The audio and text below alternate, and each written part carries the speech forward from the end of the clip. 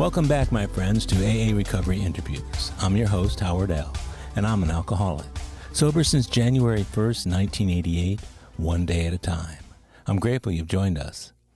AA Recovery Interviews is the podcast where Alcoholics Anonymous members from around the world share their extraordinary stories of experience, strength, and hope.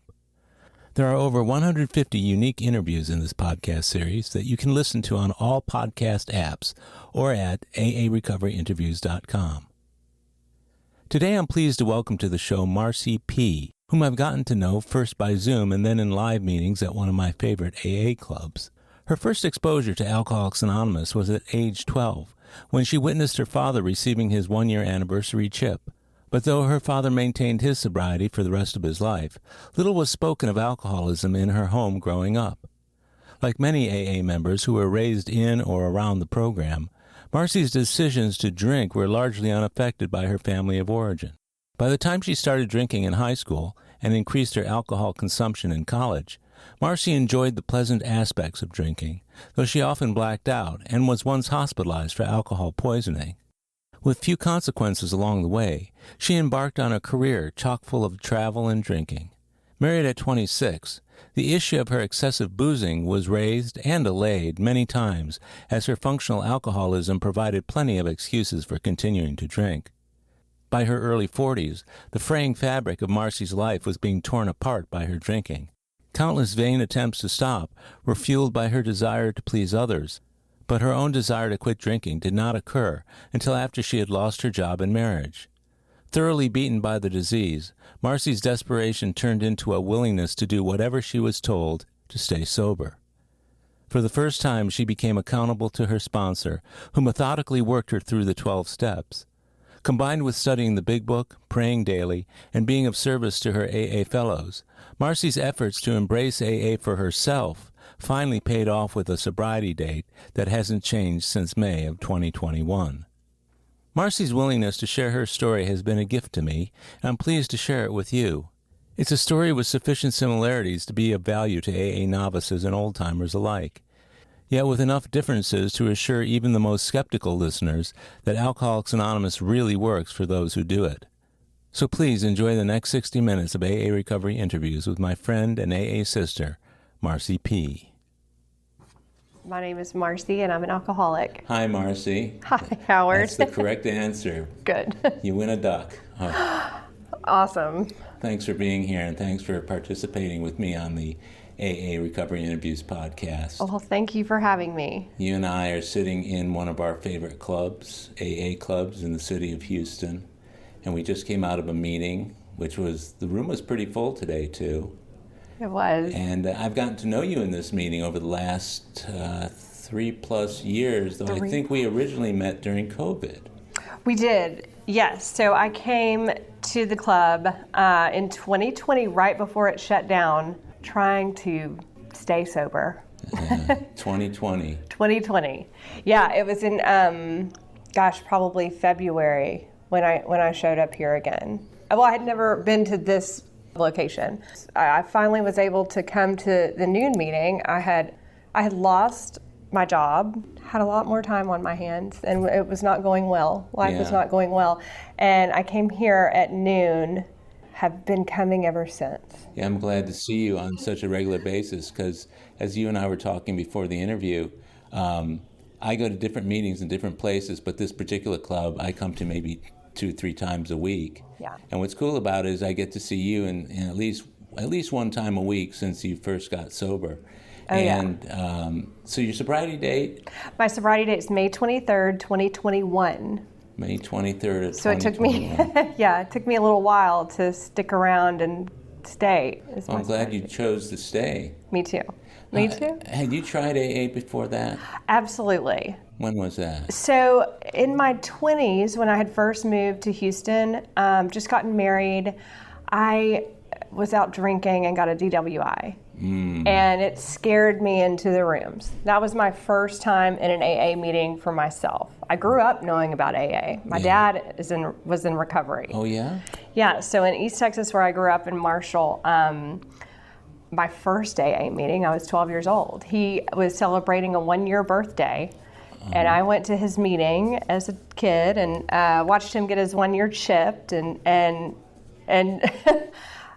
never wanted to go into another AA meeting again. So obviously you grew up with your dad while he was still actively drinking? I did as a child, but I didn't know he was an alcoholic. He would come home from work and sleep, and he would take a nap. And I just knew it as he was coming home from work to nap, and then he'd eat dinner with us, and that was it. I was a busy child, but gymnastics was kind of my life back then, and so I wasn't at home a lot. I was training a lot, and he, so that was it. I never knew him as a drunk or, drinking too much. He hid it very well. My mom probably had a lot to do with that, protecting the girls. I have an older sister. So I knew him sober. I really did. When I was 12 years old and he had a 1 year chip, our relationship changed forever. And we've been close ever since. Now, prior to that, you weren't necessarily that close? I mean, we were a close family, but like I said, he was at work, he came home and napped, we ate dinner together every night, and that was it. But we never probably, talked and connected, but I was also a kid, and, I don't remember a lot of that. I really don't. He went to treatment, and he had always had bad knees and multiple knee surgeries since he was in high school, 14 knee surgeries by the time he was 40. So pills were a lot of his problem too. But he went to a 30-day treatment center when I guess I was probably 11, and they told me, my mom told me it was for his knees. They didn't tell me he was going for alcoholism. Wow. I found that out later. Did you notice when you were a kid any difficulties that your parents had between them as what you might know now would have been his alcoholism? I do now. My older sister was 3 years older than me, so 15 at a more aware age, I think. And so I remember her coming to my room a couple of times and crying because mom and dad were fighting. And I didn't understand why she was so upset about it, because I always thought, no big deal, they'll be fine. What did she tell you about it? Did she give you any ideas that made you think maybe it was because of your dad's drinking, or no. just domestic squabble? Right. I never knew. They must have tried to protect me from the whole drinking thing. I didn't know about alcoholism at all until I went to that AA meeting, and saw a bunch of men smoking and clapping for sobriety dates, and I thought, what is this? So you're 12 years old, and you're going to your very first AA meeting. Right. Was that the only one you went to until that you was came it. back? I was done with AA. What did you think about it all? Well, I thought it was a bunch of old men who couldn't stop drinking. I remember even almost feeling sorry for my dad. He's got to go to those meetings. That's so sad, and never drink again. That must be awful.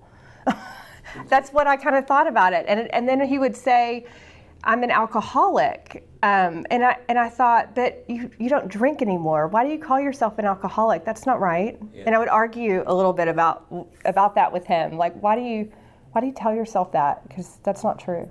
That's an interesting perspective to have as a kid, as an adolescent going into your teenage years, to know that your dad is in AA, but you don't understand why he's there, and your only exposure to it is this meeting of old men. In East Texas, small town, not a lot of meeting options for the people there. So that was for his first AA birthday. Yeah. Yep. And yet he's been sober. Well, he passed away last year, but he died a sober man. Okay. He was over, 30-something years sober. I don't remember the exact date. I mean, I know it was in March, but I don't remember the exact year, I guess. So what sort of things did you see going on when you were a kid and your dad was sober that would have involved other sober people and parties where they weren't serving alcohol and that sort of thing? Did you notice any of that? I did. What I would notice is my dad helped. He was big into the service part of the program and had a great sponsor. And I got to know his sponsor. I mean, his sponsor and other men from the program came to the house a lot. We had a lot of activities with people from AA, and I never knew how my parents were they grew up in Marshall, Texas. They were high school sweethearts. Everybody knew who they were, and they were very social. So I didn't know who these people were. All of a sudden, all these new people were calling the house, and my dad's meeting up with these men, and it did open my eyes to like how he was helping people. Like, oh, that's really great. And then the other thing, and I remember this vividly. He had quiet time every morning. He would get up before anybody in the house. And my dad and I had that early morning thing in common. I was a morning person. And I would go up to where, our kitchen area, and he'd be on his knees with his Bible, with the big book. And he had terrible knees. And I used to get, I would run and tell my mom, Dad's in pain. He's hurt. Like something's wrong with him. He's on his knees and he's, his eyes are closed. And she'd say, no, Marci, he's having his quiet time with God. And so, and I was curious about that. We grew up going to church every Sunday, and I just knew him as a religious man, not necessarily like this one-on-one relationship with God. And I was curious about that as a kid and in high school, and I would ask my dad about that, and he said it's part of the program I'm in, is I start my day with gratitude. And he told me, and he shared a lot about it with me, what he did in the mornings and what he would read. And so that it was special. We always, because of AA, always had, even way before I was drinking, I was always curious about how his relationship with God. That's interesting. Yeah. So knowing what you know now about AA, looking back at that time, were there other things in addition to the service work that he was doing that demonstrated to you what AA was about without you actually knowing it until you came into the program yourself? Oh gosh, yes. Like what? Like the kind of, he made amends. He made amends to me and my sister with our minister from the Methodist Church. He so like that process, he had us after school in a room at the church with the minister who we were very close to. He was a family friend, and we were there, and my dad shared with us that he didn't feel like he had been the father he wanted to be, and that it was going to be different going forward, and if we had any questions. And I just was baffled. I just remember being so baffled then. Like, he's been a great dad. Like, I have everything I need. Why is he being so hard on himself? How long had he been sober by that point? Probably 6 months. I mean, like, I didn't even know within his first year. Yeah, oh yeah. And my sister was a lot more emotional about it and probably had a lot more to say about it. But I was like, great, Dad, high five. This is awesome. Wow. So there's things like that, like he was making amends. He was doing the service work, his morning meditations, like all of these things that I started to notice and do and see were, are of course evident to me now. Like, these are the steps. He lived the steps. Yeah, that's amazing. It really is. And to see it now and to know, looking back, what he was doing back then that you didn't understand back then. Right. But it had its impact nonetheless. Totally. It totally did. And it obviously did, as, my son was 11 when I got sober. Isn't that amazing? Isn't that something? History repeating itself. Well, a little bit, yeah. I think my struggle, my dad was a one and done type. He went to treatment and he hadn't had a drink since, and that was not my story. So that hasn't been my story. But so when I went to my next AA meeting, I had gotten a DWI, living in a new city in Houston, newly married, and so there's a lot of time between that very first exposure skipped over a lot. And then now when you were younger than that, and you mentioned that you really didn't see any alcoholic behavior exhibited by your father. He'd come home, he'd take a nap. Were there any other things that, looking back now, that would have predicted that he would end up in AA? Not that I was noticing. I think that too, as a kid, I was in my own world. Like, I know this now. Like, I was a very daydreamer. People pleaser and daydreamer. And so, like, I know this about me, and maybe I wasn't living in the reality of what my home life was. I had great parents. I had nothing to complain about. They provided. I was really into gymnastics. We trained all the time, 4 hours after school, 4 days a week, on the weekends. And my dad played golf. So he was at the golf course on Saturday and Sunday, and that was our life. Like, I didn't see Dad. I really didn't, I wasn't home much. Yeah. And that went on until I was about 12, and I got to middle school and, stopped pursuing gymnastics. And was there any alcoholism on either side of the families that you're aware of? Yes. My dad's dad was also alcoholic. Yeah. And I don't know his story very much. I never got to really learn that but he died sober as well. But my dad's upbringing was not an easy one. And because of his he was adopted. Right. And his alcoholic father was very, very tough on him. Yeah. So on that side, and of course, through the years, we've discovered who the biological parents are, but there was not, I don't believe there was alcoholism there was, maybe from the biological mother. I don't know. And on my mom's side, my granddad never was an admitted alcoholic, but drank a lot. And never sobered, did not die drunk. I mean, it would have never dawned on him. And in fact, I saw him one time at a wedding. He was gulping a glass of wine, and I had remembered him telling me he didn't drink anymore. And I said, Daddy Ralph, you don't drink anymore. And he said, I'm not drinking. And he meant whiskey. Like, he didn't see wine as alcohol. Yeah, but he wasn't. He wasn't in the program or anything. No. And my dad and his dad that raised him were in the program. That is all I know about. And my mom never drank. Like, they never even had alcohol at the house. I never saw alcohol. She's not a drinker. Yeah. Did she ever sit down and have one of those discussions with you as a kid about drinking or about drugs or any of that sort of thing that you can recall? Not that I can recall at all. That's not unusual for this generation, especially. Yeah. Mm-mm. When I got to high school, we talked about it because people started drinking, and I would get in trouble, if I drank. I knew that I'd be in trouble if I drank. Like somehow I knew that.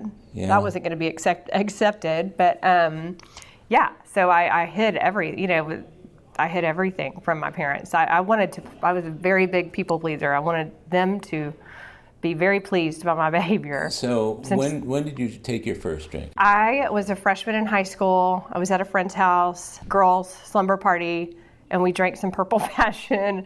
And I remember that being my first drink. Could have taken it or leave it. I mean, I remember the warm, fuzzy feeling. Yeah. The lightheaded, the laughing. I remember all of that. But it was not an immediate love of my life. So it didn't make you want to repeat it anytime soon? No. I also was afraid of getting in trouble, too. Getting caught? Mm-hmm. That freshman year, sophomore year, I mean, it wasn't a big thing for me early on. So you went through high school without drinking, or?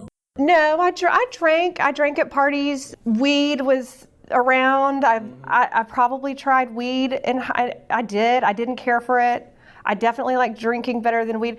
We had, I think about it now, I really didn't like beer. I didn't like what we were drinking. So when we'd go get maybe daiquiris from Shreveport, I lived on the Louisiana border. So the drinking age was 18 when I was 16 over there. And so we would go get daiquiris from Louisiana, and that I liked. That was good. But my drinking took off definitely when I got to college. I got in trouble too much in high school for drinking. It was not... What kind of trouble did you get into? I came home drunk one night and got grounded and couldn't drive my car, and that I was miserable. And this is after your dad's already in AA, right? Oh yeah, I did. I came home, I had been drinking, and I came home, and my mom could tell. I lied to my parents a lot about like where I was going and who I was going with, if there was going to be drinking involved. If they didn't like the people I was hanging out with, then I didn't tell them. I would tell them, I'm going here. So I would get caught in these lies for no reason, like just silliness. So I was never a very honest kid. But drinking was not a problem in high school. I wasn't even, I would say, an every weekend drinker at all. So you were the occasional drinker. You enjoyed it when you did it? Yeah. And the times that you got in trouble, that your folks found out about it, we're talking about a time that's, let's say, 5 to 8 or 9 years past the first time you ever experienced AA. Oh, yeah. Right? Okay, so you're at that point. Did your dad ever say anything to you during that time about drinking? No. He didn't? Mm-mm. That's good. That's good. And the reason I'm saying that's good is because as a parent, I know that there's nothing that I could say to my children to dissuade them except to share my own experience about being an alcoholic. And I had to do that with my own kids at some point. And I think it made a big difference in their lives, but I also know that it's very difficult for people who are in AA to influence their own kids to stay sober beyond their own experience. So your dad was, I guess he was pretty cool about that with you, huh? Yeah, maybe he didn't see, I was definitely more monitored by my mother. She wanted to know what was going on, who I was going with, where I was going, call to check in. I didn't see that as much from my dad, probably because my mom was already taking care of it. Yeah. And so I think they both understood that people in high school there's going to be alcohol around. So, but they had to punish us. I mean, we couldn't just drink. And this is one thing I haven't told you. My dad owned a liquor store. Oh, so one of our family businesses is a liquor store, and it's a good business. Mm-hmm. And it always bothered my dad once he was in the program, but he had AA people working there. It was kind of baffling, but it started to bother him later. As he was sober longer, he was like, it doesn't feel right or something. But it supported a lot of things, and so it was not sold until much later in his life. So my family was involved in a liquor store when I was 18, and I was, a senior in high school. We'd try to get the booze from there. It was just, alcohol was around, but it wasn't, I don't know. I never would go in the liquor, I would never get in trouble trying to So your friends weren't trying to get you to go in and get them liquor? They really weren't. Like we were scared of that liquor store. Like we even avoided it because it was... You'd get in trouble both ways. We'd know, everybody knew who we were. So it wasn't we couldn't get alcohol that way. But it was in the family, put it that way. It was a business my granddad started. So I went off to college. I left 18 and never wanted to go back. Being from a small town and everybody knows you, I really wanted to leave and never live there again. That was my goal when I left. I loved my parents, but did not want to grow old in a small town. I really wanted to live a big city life. So I left when I was 18. We grew up kind of going to Dallas as the big city, and I just loved Dallas. So I went to a college really close to Dallas. It was TCU in Fort Worth. That is when I fell in love with drinking. Is that a party school, would you say? I would say it is. And I would say it even shifted to the party school in the 90s. So I was there in 96. That was my freshman year. I was a big cheerleader. I mean, I did it all through high school and taught it in the summer. I did it for a job. I knew I wanted to be a cheerleader in college. Get to TCU my freshman year. I find the cheerleading tryouts. I make the team. Within a month, I went to 2 practices and quit.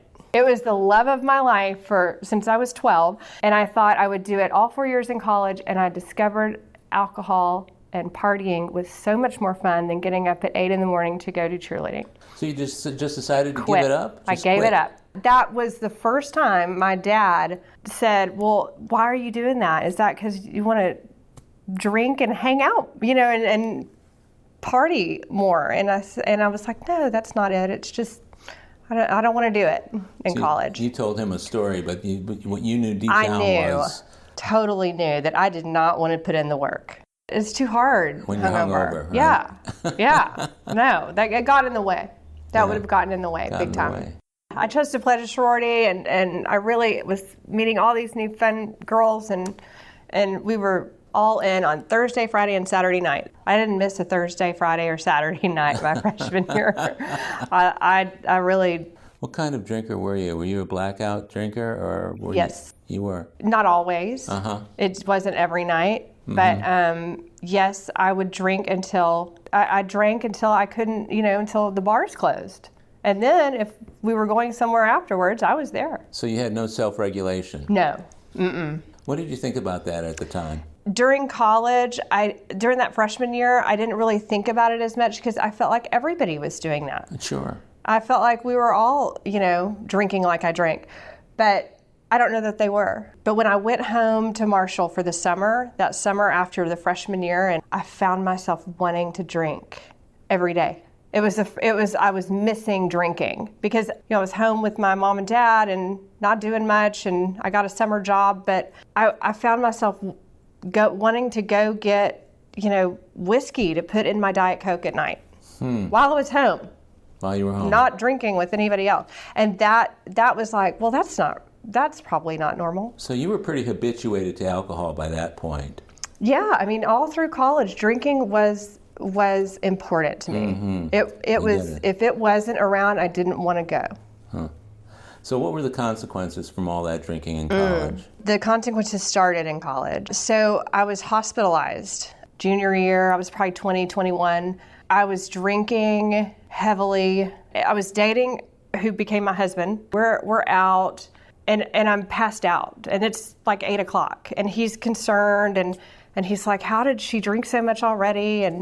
And there was a bartender that he was concerned had slipped something in my drink. It was kind of the time when people were getting slipped, Roofies. Roofies, Yeah, yes. roofies. So, and this bartender had kind of reputation for possibly doing this to girls. So that was his immediate thought. I don't remember the night at all, but he called my sister and said, something's wrong with Marci. I think she's been drugged. She can't walk. She can't talk. It's 9 o'clock. What do we do? And she said, well, we've probably got to take her to the hospital. So they did. There was no drugs found in my body, and my alcohol level is near a coma. So my parents were called, and they came up to Fort Worth, and that was the first time they were concerned. That incident started their questioning my drinking behavior and me starting to hide it. What was that feeling like when they came in the room and saw you? Oh, I thought, this is all a mistake. You guys have way overreacted. I hadn't eaten all day. Yeah. The alcohol, I really, I really still think something was put in my drink. All the lies you're telling, and they were like, well, I don't see any of your other friends. Everybody drinks shots, and so they weren't buying the lie, were they? No. And your dad probably saw right through it too, Yes. didn't he? Yeah. They asked me if I was drinking daily. Marci, do you black out every time you drink? Of course no, this never happened. This has never happened. Yeah, so the lies started, they continued, and I really did start to try to control this thing. Like, okay, I can't get sloppy. This is not working out. I gotta slow down. We'll be right back. My friends, if you're enjoying AA Recovery interviews, I invite you to check out my latest audiobook, Alcoholics Anonymous, the story of how more than 100 men have recovered from alcoholism. This is the word-for-word, cover-to-cover reading of the first edition of the Big Book, published in 1939. It's a relaxing yet meaningful and engaging way to listen to the Big Book anytime, any place. Have a free listen at Audible, iTunes, or Amazon. While you're there, search for my other audiobook, Lost Stories of the Big Book, 30 original stories from the first and or second editions missing from the third and fourth editions of Alcoholics Anonymous. It's also available from Amazon as a Kindle book or in paperback if you'd like to read along. You're going to love it. And we're back. The question is about your boyfriend at the time, who eventually became your husband. How did your drinking change as a result of that relationship, or did it stay the same and he was just added to the party? We did party together. My drinking was always an issue with him. My relationship with my girlfriends changed. I spent a lot more time with him. Yeah, that's understandable. Yeah, and we drank together, and I always outdrank him every time. So he wanted to slow down or stop at some point? Wouldn't say that, but he couldn't understand why I would have to get so drunk. And it was a question that carried through, like, why do you have to drink so much? I'd drink before I saw him, and then, he would think my first drink with him was my first drink. Yeah, he didn't like to drink as much as I did. It was always more important for me whenever we were together, like, well, let's get a bottle of wine, or we're going to watch a movie at your house, let's get a bottle of wine. I always had to have alcohol. So you mentioned that there were that was an issue between you and him. We're talking about the years between, let's say, 22, 23, and whenever it was you guys got married, and then that precedes AA by how many years? Let's see. So I was 26 when I got my first and only DWI and went to AA, and then we got married at 25. So, but we were together since I was 19. So okay. 19 to 25 years old, and then my first AA meeting here was 26. Okay, so you were 26 when you went to that first AA meeting. Yeah, and he was not with me when I got arrested. He was already home that night. I stayed at the bars to keep drinking. And with other friends or by yourself? No, with other friends. And I took a friend home and then got pulled over on the way home by myself. And they arrested me, as they should have. I was driving in a blackout. Did they do a breathalyzer at the scene? I refused the breathalyzer, but they did a roadside test. And that was sufficient? That was sufficient. They took me in. What did that situation look like when you got to the police station and everything else? What were you thinking at the time? It was terrible. Yeah. I was horrified, in more fear than I've ever been in my life at that moment. Yeah, not knowing what's going to happen. Right, not knowing what's going to happen. Just awful. Who was the first person you called? My husband. Your husband? I called my husband first.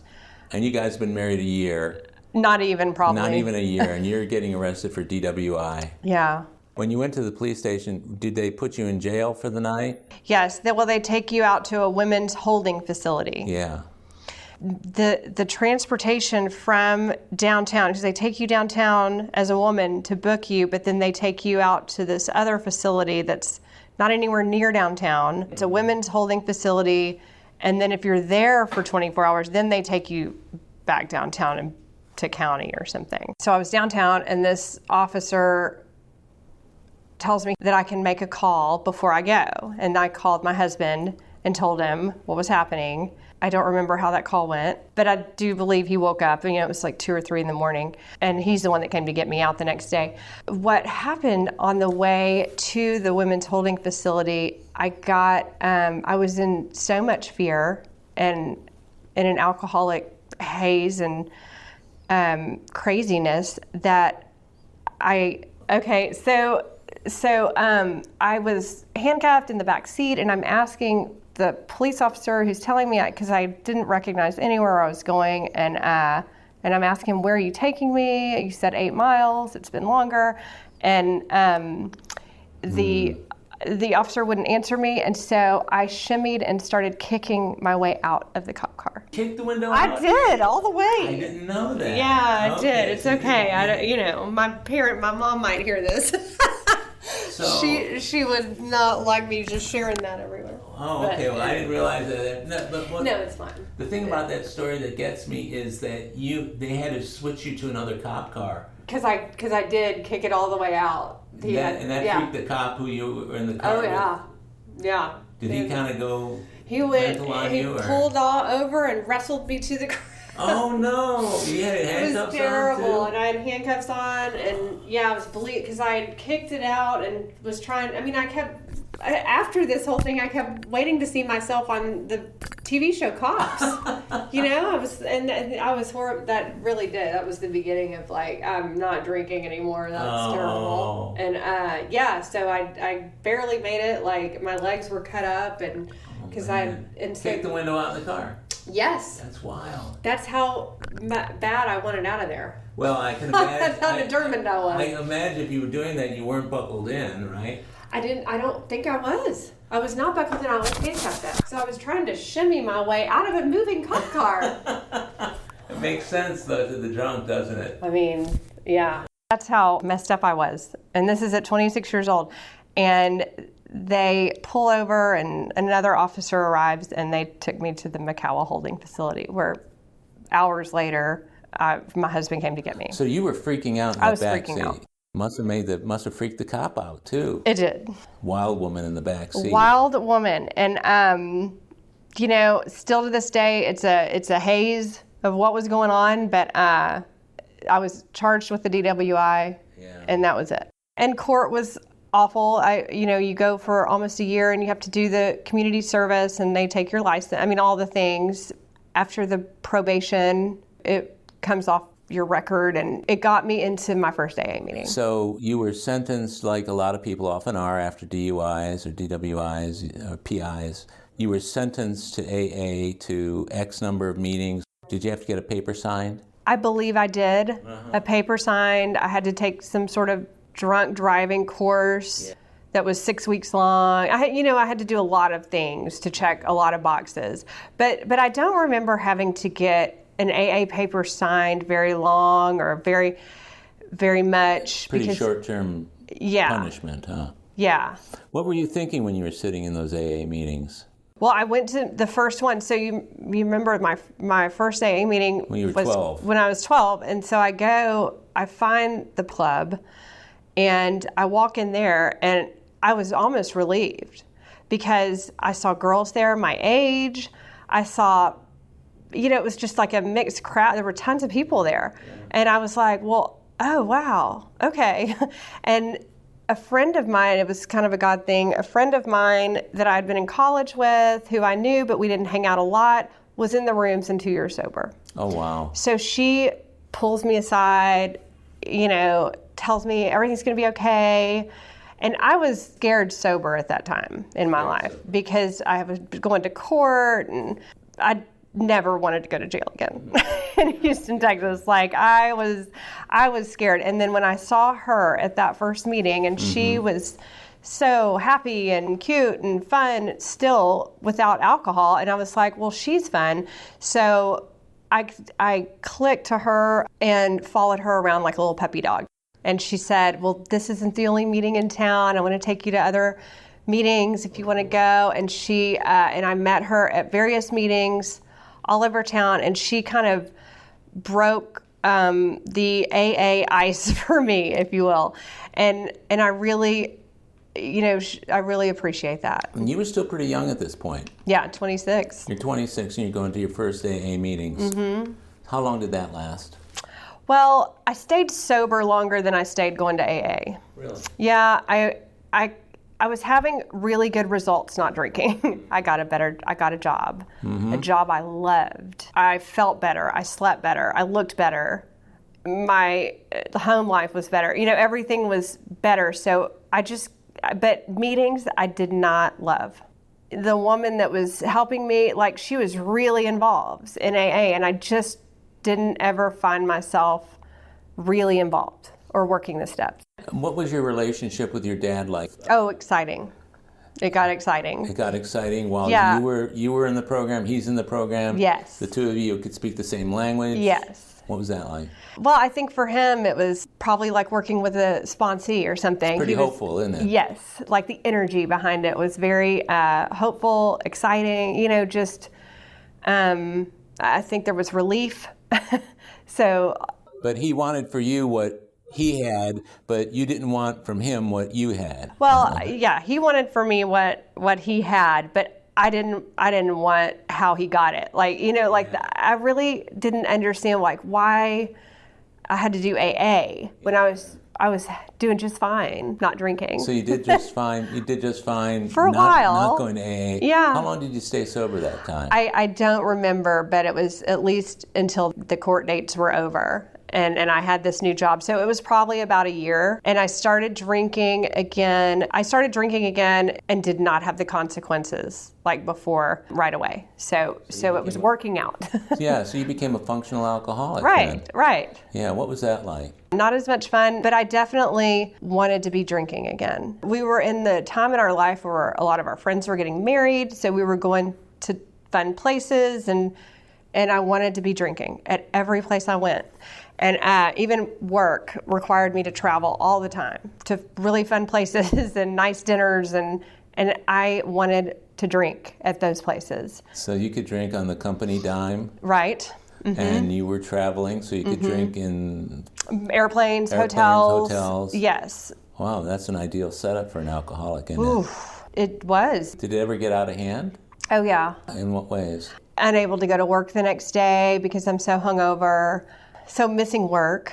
I didn't ever have another consequence like a DWI, so it was all manageable. But I was lying. I was lying to people. I was telling my mom and dad that I wasn't drinking still. So the lie was getting tough. And people who aren't problem drinking don't have to tell people that they're not drinking, right? They don't. No, they don't. It's so obvious and right. No. Yeah. So your husband knew that you were drinking, even though you were denying it. The folks knew that you were probably drinking. Everybody knew, except to the extent that you didn't want to admit it. Yeah. Right. So how long did that go on? Well, I had my son during all that too. So I got pregnant with my son in 2009. And so it lasted for a good 5, 7, 10 years, this off and on drinking.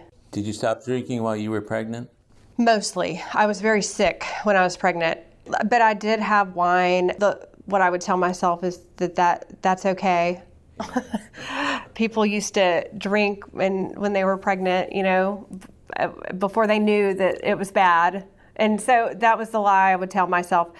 I was too sick pregnant. I really didn't want to drink. Yeah. It wasn't until after I had him that I started drinking daily. It was the first time I really started drinking daily in my life. So here you started drinking after that AA court mandated sentence expired. You went all the way through having the kid. Yeah, so I'm in my early 30s. It was about 2011, he's 2 or 3, that I'm drinking daily.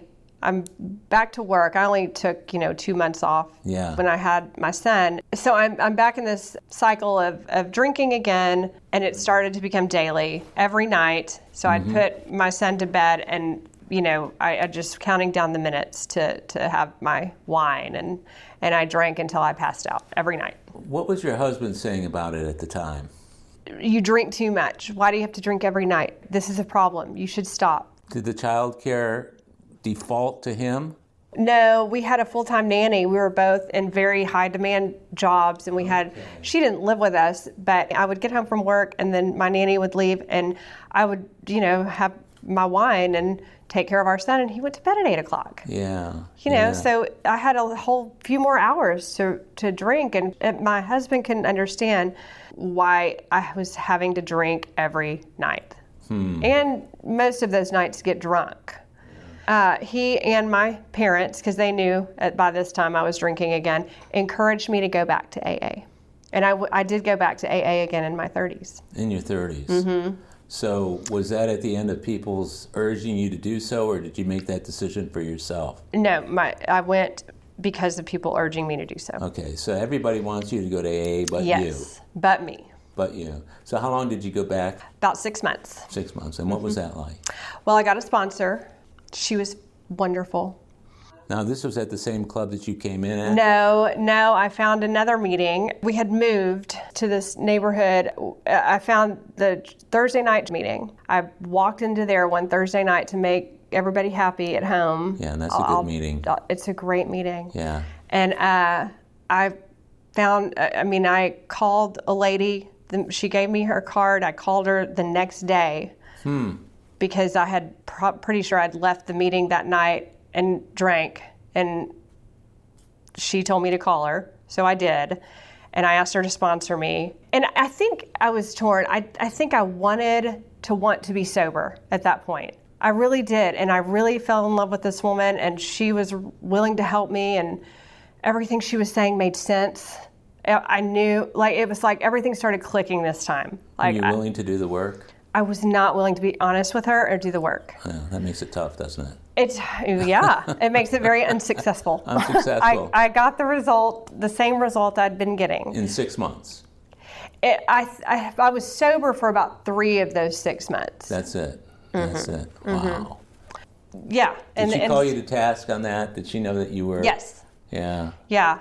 And I felt really bad. And even to this day, when I worked the steps this time, she was an amends that I made. Because I felt like I had lied to her and manipulated her, just like I was doing to my parents and my family. I was telling them one thing. I was not being honest with myself. And I felt like she had, put in this time because I was telling her one thing and thinking something else. And so I still haven't been back to that meeting.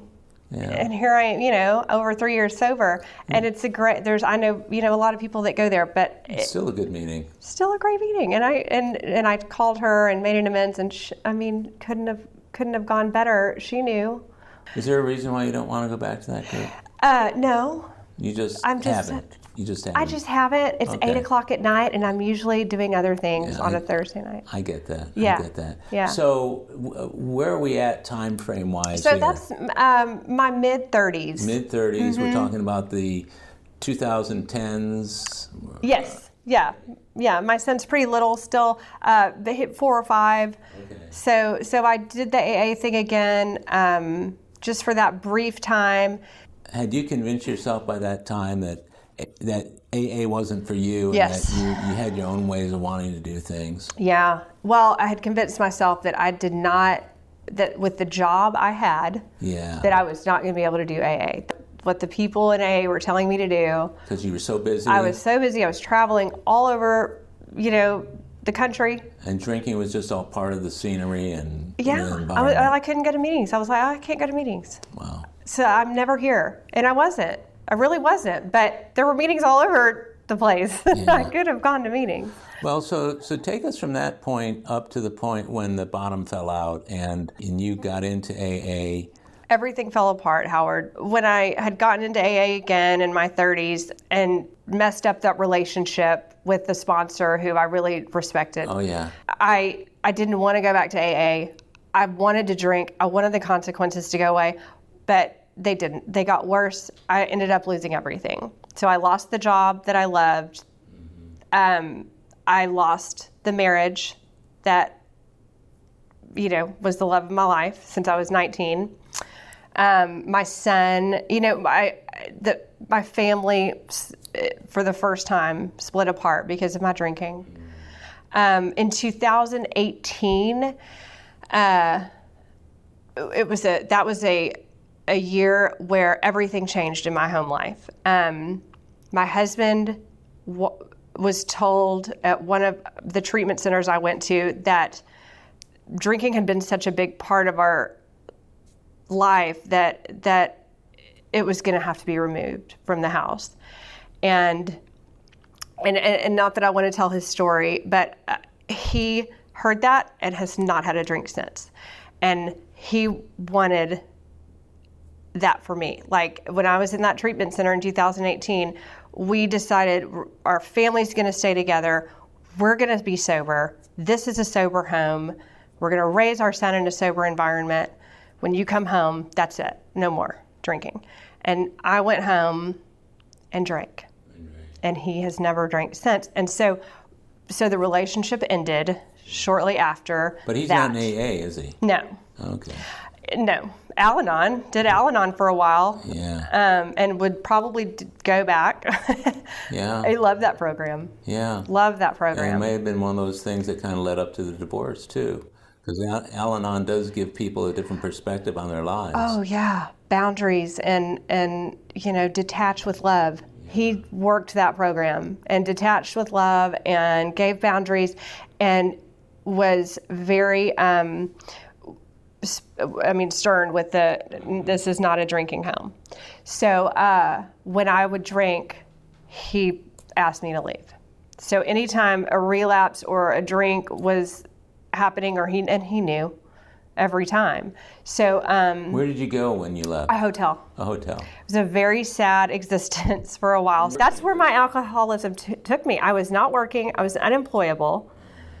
My family didn't want me around if I'm drinking, but yet it's the obsession, and it's all I could think about. It's all, I would wake up every morning, I'm not going to drink, and then I would be drinking by noon. He's like, you can't be around our kid. You're not going to be around our son.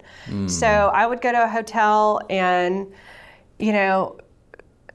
just for 2 days and drink, and then try to go somewhere. And I would end up in a sober living or another recovery center. I'm curious about the frame of mind that you had during that time.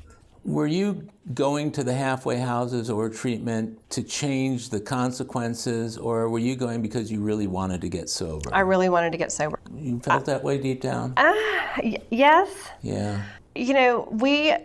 When we did split up, and then I came back in here, I came back to AA. Last resort, right? Nothing else is working. I've been to treatment. Everybody around me can get sober, but I'm still drinking, which something's wrong with me. Oh gosh, there's that AA. Got to go back to AA.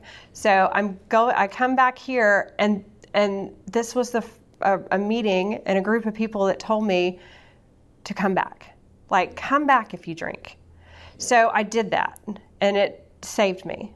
I didn't feel like I couldn't come back. How long did you do that for? A year, 2020 to May 23rd, 2021. Okay. But with months of sobriety here and there. Because I remember you on the Zoom when you had slipped, and then you surprisingly said, I need to get a desire chip, or I drank, and you had a couple months or something like that. 30 days, I think. 30 days, it was my first time to get a 30-day chip.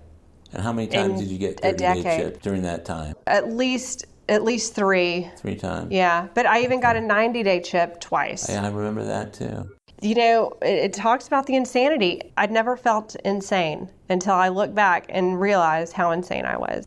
I couldn't shake that obsession, and then I wasn't doing everything I was being told to do. I wasn't calling. I wasn't really opening up to my sponsor yet. I was still trying to do this on my own and trying to figure out everything, instead of just following instructions. I remember the early days when we came off of COVID and we went back to the live meetings. Was that the first time you had gone to live meetings here at this particular club? I had started coming about a month before it shut down. Okay, so you came, and then we went to the Zoom, and then how much time passed until you were back live? I came back when it opened back up. Okay, so very quickly. It was a small group of us, but I was here every day. And we were meeting out in the parking lot. We did that too. Yeah. Yep. To be away from confined spaces. Yes, and masks. We wore masks here for a long time. Yeah, we wore masks here as well. Yeah, when we came back in. It was the highlight of my day to come here every day. I mean, COVID was unique in itself. It was. But being an unemployed, trying to get my family's let me back in the house. I'm walking on eggshells. I couldn't wait to come out to an AA meeting. It was the first time in my life, in all of my history with the program, that I was really seeking it. So you really wanted it by this point. Yeah, I was starting to believe what y'all were saying, that y'all were actually happy. This is the first time that Marci is doing this for Marci, not for the folks, 100%. Not for the family, 100%. Not for your kid, not for your, your ex. They're all a part of it, but 100%, I cannot live like this anymore. I'm going to die. So you hit your bottom. Yeah. Sounds like you might have hit it a few times. I did. Yeah. What was that like? Did you think you'd get back? I thought each bottom would be the last one. It cannot get worse than this. It can't, and believe me, it can. Had you ever gotten to the point that you felt like giving up on AA and just giving up in general? No. So you had a sense of hope while you were wanting this program to work? Yes. Huh. Big time. I never lost hope. I think the people trying to support me did. Yeah. I don't think my dad did. He helped my mom a lot through that process. She's got to want this. We cannot control it. What a blessing for your dad to bring that perspective to the family. And to my husband and everybody, you want to control it. You want to fix it. You want to make it better. or you want to give up on it. Thank goodness that my family was involved in either Al-Anon or an AA program and knew other AA members or Al-Anon members to talk to, because it's the reason we're together today. My family's together today, and it's a miracle. We've been through it all. At what point did you get the sense that this was going to work long term for you? Or could work long term for you, as long as you continued to do what you needed to do? Did you get the sense of the other shoe's going to drop and you go back out to drinking, or did you hang on in such a way that you kind of protected yourself from that? I think this last sober living house that I went to there was a moment when I had been doing the same thing over. The bottoms were now like, I can't be with my family. I have to go to a hotel room to drink. There's no way to live. Right. Like they're constantly. I'm not in jail. I'm not. I'm not sick. I'm not having seizures. It was all like, this is just sad. Like it. Yeah. So there was a moment when I called, and my sponsor, currently, who was my sponsor and that I asked to sponsor me in 2020. Yeah. Has stuck with me while all these relapses happened. And I called her from the last hotel room, told her my plan. I'm going to go to this sober living house that he told me I could come to. The owner told me I could come to if I blew a 0 in the breathalyzer. And he said, you can come and we'll get you in. And my sponsor said, how are you going to do that? You're in a hotel room. You can't stop drinking. And I said, I'm going to lock myself in. I'm going to show up there tomorrow. And I did that. And I had a deep breath. And I remember her telling me that she would continue. She would start the steps over with me. Mm-hmm. But I had to be willing not to drink. Yeah. Like, it was that simple. Like, just, you have to be willing not to drink. The first thing you got to do is just not drink. No matter what. Yeah. And it was that, no matter what. And I agreed to that. Yeah. And I told her, I said, the car rides are, my head is crazy. It's telling me one thing. Can I call you every night on the way there? And because it was, a little bit of a drive. And so she answered the phone every night, and we talked for 30 minutes while I drove out to this sober living house every night. So I started doing something different than I had done before. Yeah. What were you doing during the day? Were you working at this point? I was coming to meetings and trying to help my family business. So my husband has a family business he started, and I had helped him during my bouts of sobriety. And so I was doing that. Okay, so how long did you live out in this sober living? 42 days, I think. I think it was exactly 42 days. Would you consider that an integral part of your sobriety, or getting sober, staying sober in those days? Yeah, because I needed a safe place to stay, and this environment at this particular sober living was safe. The women there wanted to be sober.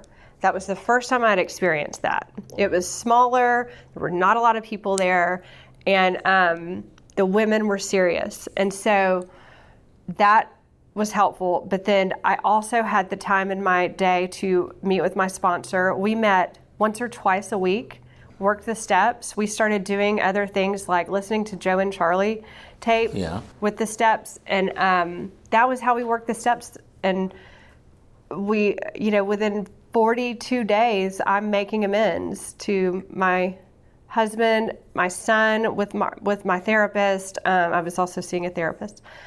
I put it all in, all the work. Every day I woke up, this program. So you went steps, all in. Tell me about your spiritual life at this point. I prayed all the time.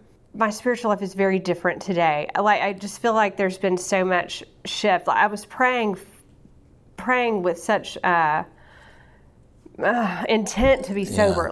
Please take the obsession. Right. And then, I was told to give thanks to God at night when I had a sober day. So I practiced that. I practiced the 3rd step prayer daily. So my prayer life was there.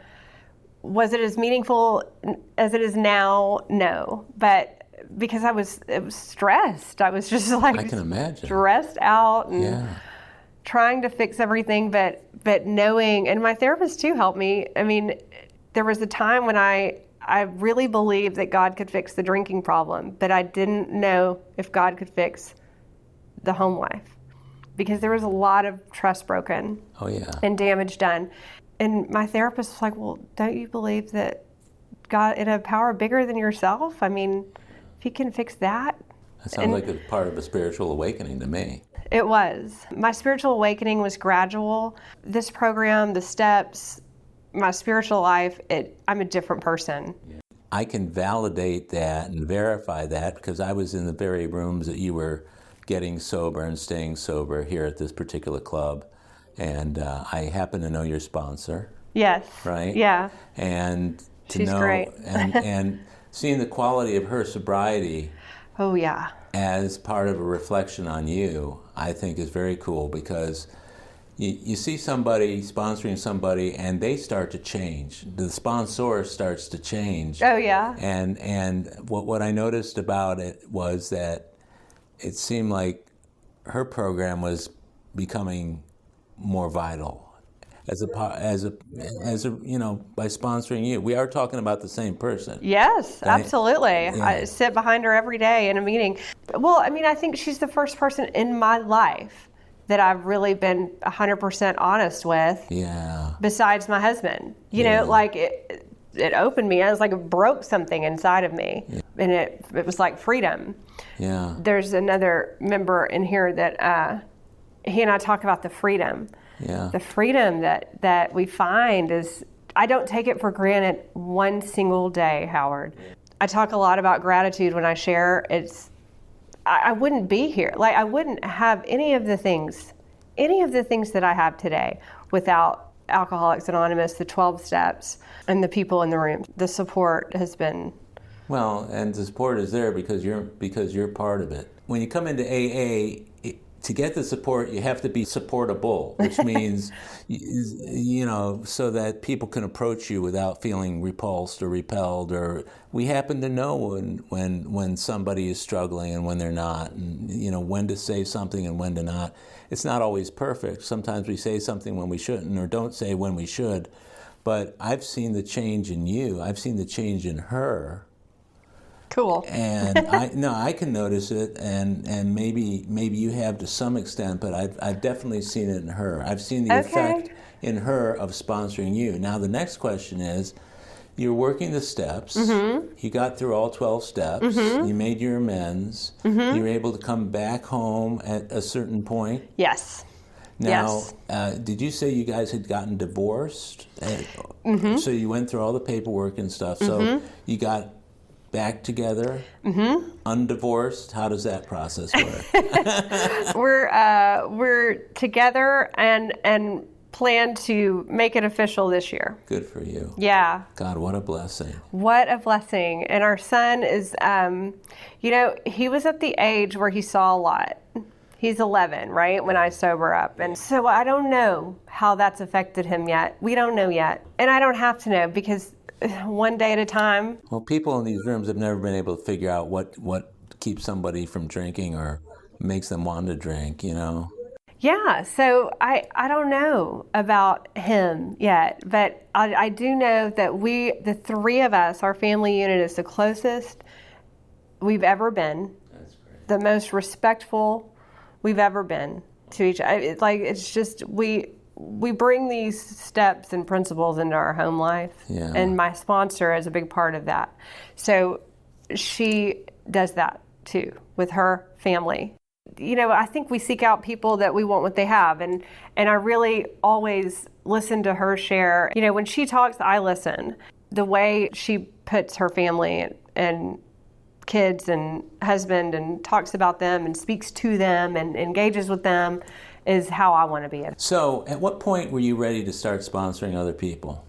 Well, I didn't really know. I knew that I had worked the 12 steps. Mm-hmm. I was coming to meetings regularly, so I knew I was available. I also know the part in the big book that says working with other alcoholics is our insurance against the next slip or drink. Yeah. So I wanted other women to feel like they could call me. And my sponsor had also made me, in the beginning, get other women's phone numbers and actually call them. Actually call them. So I felt awkward, but I did it. I have a handful of women that I'm now, pretty easy to talk to and That's cool. Calling. So in my own way, I guess, or in that way, just reaching out to them, like that was an initial way of me getting to help. Maybe I was helping somebody, maybe I wasn't, but it was just an act of service, just reaching out to other people in the program. So that's how I started talking to other women. Well, availability is 9/10 of the game, though. Yeah, being here is being part of there it. and being available. I had 2 women ask me pretty soon after I had worked the 12 steps to sponsor them. And I still sponsor those 2 women today. One of them celebrated a year in March, and the other one celebrates 7 years. She has more sobriety than I do this month. She had been sober longer than me, but she had gotten away or never really worked the steps, she said. So she wanted to work the steps, and so we did that. So I took her through the steps, and so those are my 2 sponsees. I've had other women ask me, and we've started, and I haven't heard from them. Well, what I notice about you when I see you in meetings is that the women all come over and say hi. You've made a big effect on their lives and certainly on other people in the rooms. I've felt it. I felt the love that people have for you. It's very strong in this particular club. Seeing them stay sober means that you're probably staying sober on top of it, right? I can see the earnest desire in your face to stay planted in the middle of this program. Absolutely. Isn't that where we have to live? Have to. I have to. Yeah. It's changed my life. And I want, there was a meeting last week that the leader was talking about wanting more, and we're people who want more is better. And I want more of this. Like, of course. I want more of what I'm getting. And that's why I keep showing up and doing what's suggested. You see how well you did in this interview today? Thank you. Well, you're easy to talk to. I mean, I like talking to other alcoholics. Yeah. I enjoy it. And we understand each other. There's a level of understanding that even though we don't have a deep relationship based on a lot of time or interaction, there's certain things that we know about each other deep down without even having to outwardly know it. It's like if you're here and you're doing this and you're helping others, you're my kind of people, right? That's right. You ever get that sense? Absolutely. Yeah, I do too. Well, this has just been marvelous. And I want to thank you for doing this. You're a beautiful person. I love you. And you're just an amazing member of this particular club. Thank you, Howard. You do a great job. I've told you I've loved listening to these. I'm glad. It's helped me with my program. I mean, and there's people I look up to that I knew from here and other meetings that I couldn't wait. Oh gosh, Howard interviewed them. I can't wait to listen. And well, it's been a lot of fun. It's really helped. You've helped with a lot of people, and that's why we're here. Well, thank you. I appreciate that. Thank you. Well, again, many thanks for doing this interview with me today, Marci. Absolutely. And thanks I'm so looking much. forward to many, many more meetings with you and Me too. Our friendship growing in the future. Me too, Howard. Thanks so much. It was a pleasure. You bet. Well, my friends, that's it for this episode of AA Recovery Interviews. I want to thank my guest, Marci P., for sharing her story. And thank you for tuning in. If you enjoyed AA Recovery Interviews, will you please tell others how to listen to it? And please leave a rating or review for the show on Apple Podcasts. That'll help others find us. Of course, you can listen to the podcast on Apple Podcasts, iHeartRadio, Spotify, Pandora, YouTube Music, and other podcast apps. Or tell Siri or Alexa, play AA Recovery Interviews podcast. Or visit our website, aarecoveryinterviews.com, to hear every show, share your comments, and also contact us. If you want to email me directly, it's howard@aarecoveryinterviews.com. By the way, this podcast strictly adheres to AA's 12 traditions and all General Service Office guidelines for safeguarding anonymity online. I pay all production costs, and no one receives financial gain from the show. AA Recovery Interviews and my guests do not speak for or represent AA at large. This podcast is simply my way of giving back to AA that which has been so freely given to me. The next episode of AA Recovery Interviews is on the way, so keep coming back. It'll be here soon.